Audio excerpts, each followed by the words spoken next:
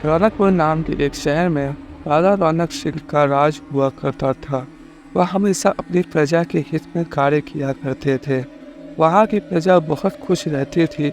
एक दिन गिद्ध आकाश में भूतिया पेड़ के बीज लेकर उड़ रहा था। जैसे ही गिद्ध रौनकपुर पहुँचा तो उसके मुंह से एकदम बीज रौनकपुर के बीचों बीच गिर गया। बीज भूतिया था, इसलिए अगले ही दिन वह पौधा बन गया।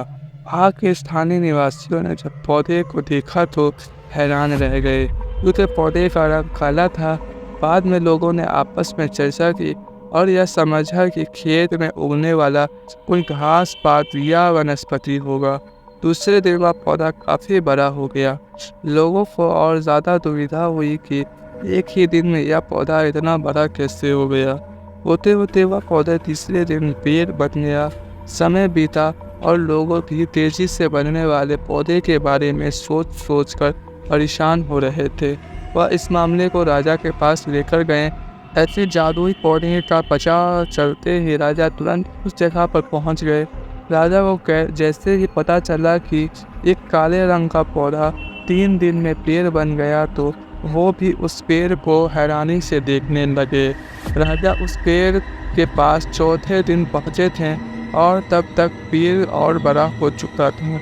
वह इतनी तेजी से फैल रहा था कि किसी को यकीन ही नहीं हो रहा था। राजा समझ गए थे कि रंग काला है, इसलिए ज़रूर कुछ जादू टोना होगा।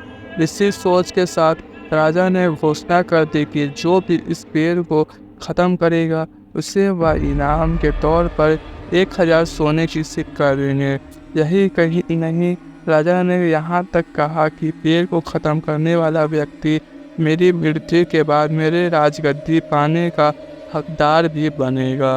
इतनी बड़ी घोषणा सुनने के बाद हर कोई पेड़ ख़त्म करने के लिए अपना दिमाग लगाने लगा। राजा के सारे चतुर मंत्री ने भी तकरीब लगाई, लेकिन पेड़ को कोई भी नष्ट नहीं कर पाया। किसी ने पेड़ के आसपास आग लगाई तो एक मंत्री ने उस भूतिया पेड़ को हाथियों तक से कुचलाया, लेकिन पेड़ को कुछ भी ना हुआ। अब लोगों के मन में डर बैठा गया और उन्हें लगा कि पक्का या ऐसे वैसा नहीं बल्कि भूतिया पेड़ है। तभी उस गांव के एक समझदार व्यक्ति को राजा की घोषणा का पता लगा।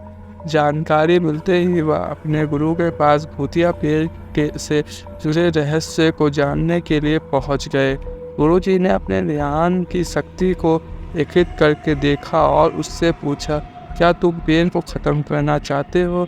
समझदार व्यक्ति ने जवाब दिया, हाँ गुरुजी, सब उससे परेशान हैं। गुरुजी ने बताया कि उसे ख़त्म करने का एक ही तरीका है। इसके लिए तुम्हें उस पेड़ के आसपास नमक डालना होगा। इस तरकीब के बारे में जानते ही वह व्यक्ति तेजी से राजा के पास गया और कहा कि इस पेड़ के आसपास आपको नमक डलवाना होगा। ऐसा करने पर ही यह पेड़ ख़त्म होगा। राजा ने अपने सैनिकों को ठीक ऐसा ही करने को कहा। सैनिक ने मिलकर पेड़ के चारों ओर खूब सारे नमक डाल दिए। नमक डालने के एक दिन बाद ही पेड़ का आकार कुछ कम हुआ। होते होते 5वें दिन तक पेड़ एकदम छोटा हो गया। उसके बाद ग्रहण कर वह गायब हो गया। उस व्यक्ति की तरकीब काम कर गई और राजा ने खुश होकर उसे इनाम की 1000 सोने की मुहर पहले दी। उसके बाद एक पत्र दिया। इसमें लिखा था कि वह राजा के मरने के बाद उनकी गद्दी को संभालेगा।